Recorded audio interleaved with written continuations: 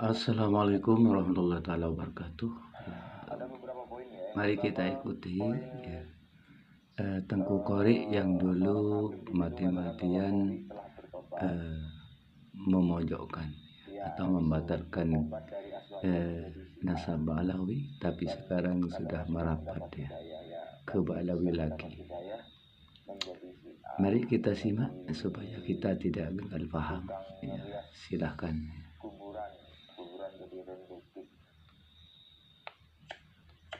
Kemudian Qori juga mengumumkan ada antitesis yang dengan mudah dia bikin gitu. Baguslah kalau sudah ada antitesis, artinya bisa memperoleh hadiah 200 sampai 500 juta dari Abah Setu.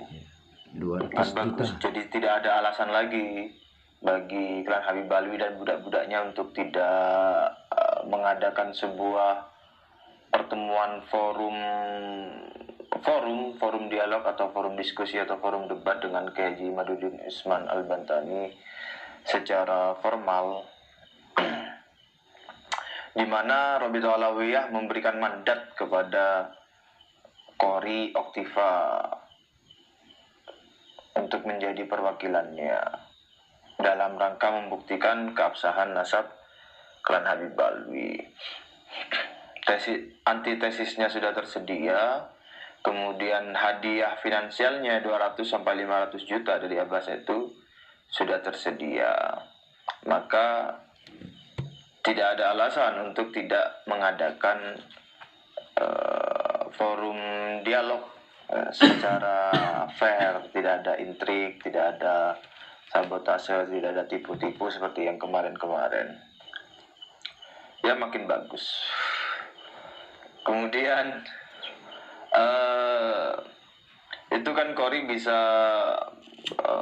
bekerja sama, join force dengan Rumel Al-Qadal, S2 palsu, historian palsu itu, pendusta, pembohong itu, sama Zaini Al-Proposali, sama Wafi, sama Al-Idrus Romli, join forces untuk berdebat atau berdialog dengan Kiai Haji Imaduddin Usman Al-Bantani, minta mandat dari Rabithah Alawiyah. Kan antitesisnya ada. Sekali lagi hadiah finansialnya 200 juta sampai 500 juta juga sudah disediakan oleh Abah Setu. Jadi Qori itu Qori itu dijauhi oleh Kiai Imad dan kawan-kawan, kemudian diterima oleh kubu klan Habib Alwi. Itu menunjukkan ya entah antara dua itu, satu, kebesaran hati dari klan Habib Alwi kepada orang yang telah menjahanamkan nasab mereka, leluhur mereka. Woi, Pak Alawi jahanam. Nata pelurungkan, lo liatin aja. Hah? Ilmu orang ada. Ya, betul. Nasab orang arti. Betul. Ya. Nah, ini yang bahaya, menjahanamkan orang lain sangat berbahaya. Dawir mulu, nyari apa gratis. Malu kan malu. Udah, rungkan lu. Ngaku tuh bukan keturunan Nabi, ngaku keturunan Nabi. Non mati ketemu orang tahu. PA. Orang yang meneliti kepalsuan nasab Bani Ba'lawi semakin bertambah dan bertambah. Kenapa? Karena memang nasab Bani Ba'lawi ini sudah kena laknat Tuhan Rabbul Izzah. Loh, kok bisa kena laknat? Yang namanya laknat itu Allah berikan kepada orang yang kena laknat, dijauhkan dari kebaikan dan keberkahan. Betul tidak? Kita lihat dari mulai nasab mereka dipalsukan, tidak ada sama sekali yang kekal abadi nasab mereka. Di zaman awal dibukukan nasab mereka sudah muncul ada penentangan. Siapa yang mengakui nasab Ba'lawi itu nasab sahih tanpa bisa menghadirkan bukti kebenaran nasab Ba'lawi dengan kitab yang ada pada generasi setelah Rasul, maka hukumnya haram membela nasab palsu cilaka 15. Saudaraku yang dirahmati oleh Allah, nggak pandang bulu, nggak pandang bulu. Walau janggutnya panjang sampai Masjidil Haram, tetap masuk neraka. Saya kasih tahu, Jahannam. Loh iya, nggak boleh kita mengaku kebenaran diganti dengan kebatilan atau kebatilan dibalik menjadi benar. Balwi Jahannam yang begitu kan, itu Kori itu kan yang bikin ramai di media sosial, semakin meluluh lantakkan, memporak-porandakan martabat dari klan Habib Balwi, dan itu masih diterima oleh klan Habib Balwi. Padahal di kubu Keimat, kalau kita anggap kubu aja ya, kubu Keimat untuk mempermudah ya. Padahal di kubu Keimat dia mungkin tanda kutip dijauhi lah, karena perilaku, karena watak, tabiat, karakteristik, mental dan lain sebagainya. Tapi diterima di kubu klan Habib Balwi. Ya entah apakah klan Habib Balwi itu sedemikian putus asanya tidak ada lagi sosok yang bisa bersuara di publik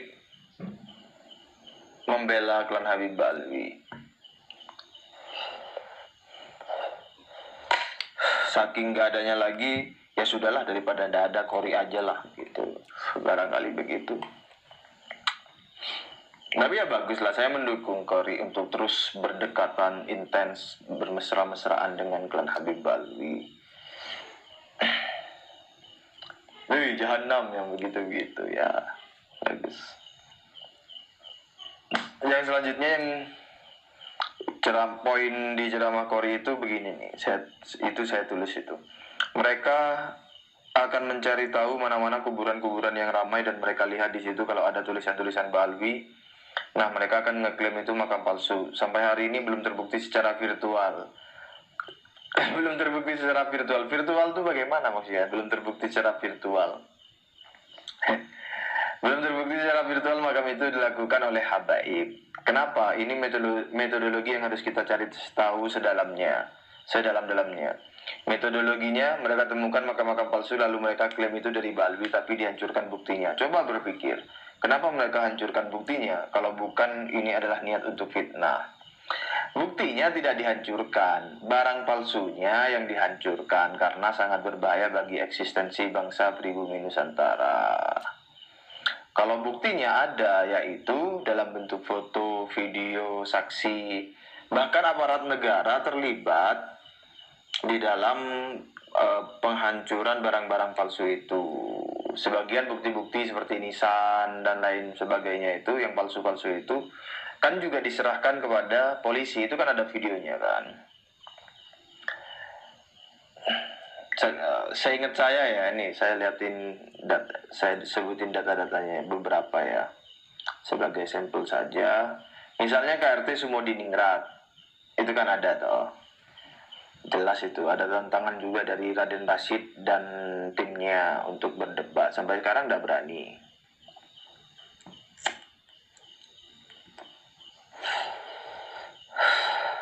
Ki Ageng Sampar Angin menjadi Biniaya Ki Juru Martani, menjadi Abdurrahman Alaidrus. Wajah-wajah pelakunya nyata terdokumentasi bernama Habib Hussein bin Abu Bakar Alaidrus. Kemudian ada Ki Ageng Penanggungan, Ali Dipowongso, Syekh Gajah Barong. Kemudian siapa lagi nih? Makam yang diklaim sebagai guru dari guru pendiri NU dan Muhammadiyah, gurunya Mbah Soleh Darat. Ini dilakukan oleh Habib Lutfi bin Yahya. Kemudian Mbah Priyo itu di Jakarta. Ada Pangeran Purboyo menjadi Sayyid Anu, itu ada juga tuh.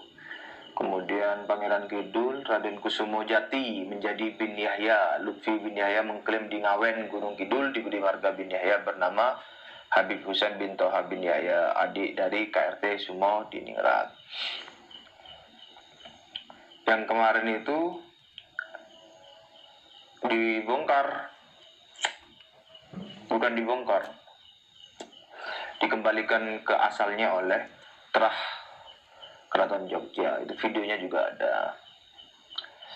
Makam palsu ini banyak ini. Buju Azimat menjadi Assegaf Al-Haddad. 26 makam Keraton Jogja dibaluikan, ini kalau data saya ya.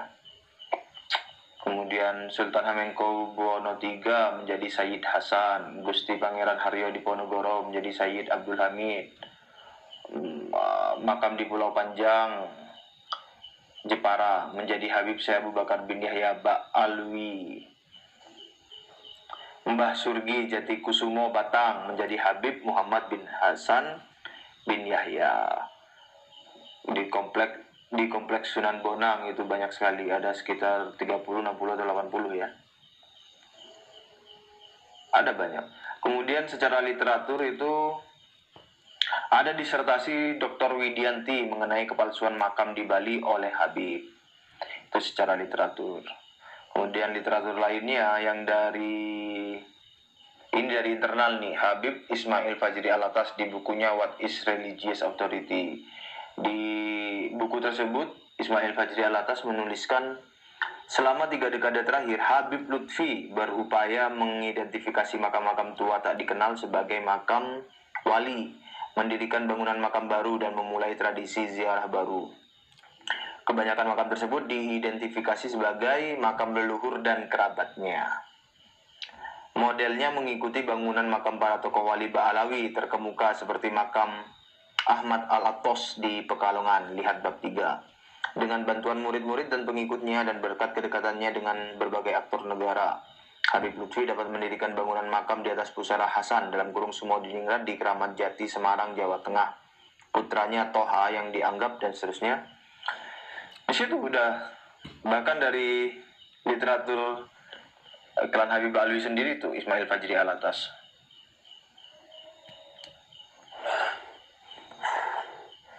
Saksinya ada tuh dituliskan.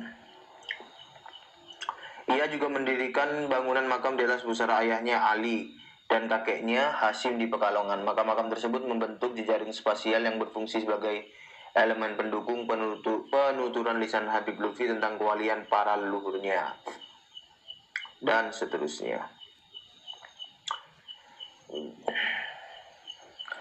Di buku itu juga disebutkan, meski kalangan Balawi Pekalongan masih meragukan identitas baru makam-makam itu, meski kalangan Balawi Pekalongan masih meragukan identitas baru makam-makam itu, salah seorang kawan saya mengatakan bahwa Habib Lutfi suka mengklaim makam kuno para kiai sebagai makam keluarga bin Yahya. Narasumber lainnya menuturkan bahwa Habib Lutfi melakukan yahyanisasi kuburan kuno. Kemudian yang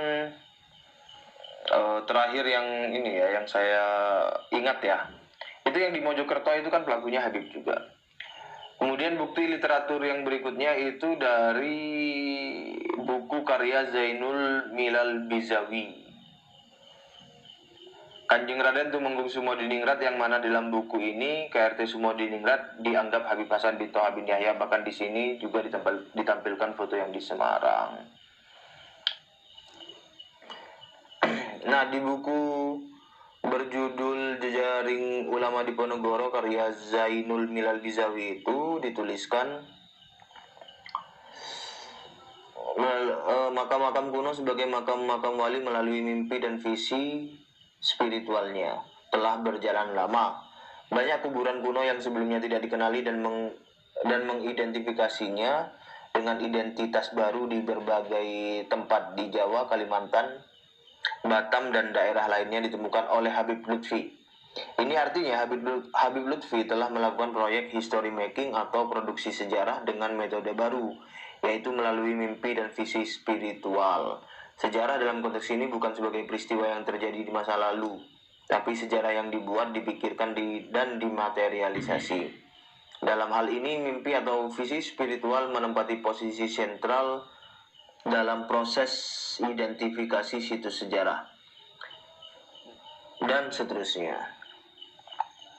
Dari tulisan tersebut dapat dipahami bahwa Habib Lutfi bin Yahya memang melakukan proyek history making dan pemalsuan makam dan atau pengubahan identitas makam leluhur Nusantara di berbagai daerah.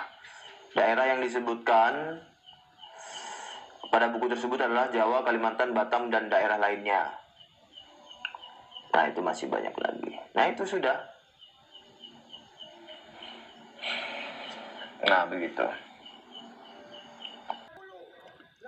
Demikianlah ya.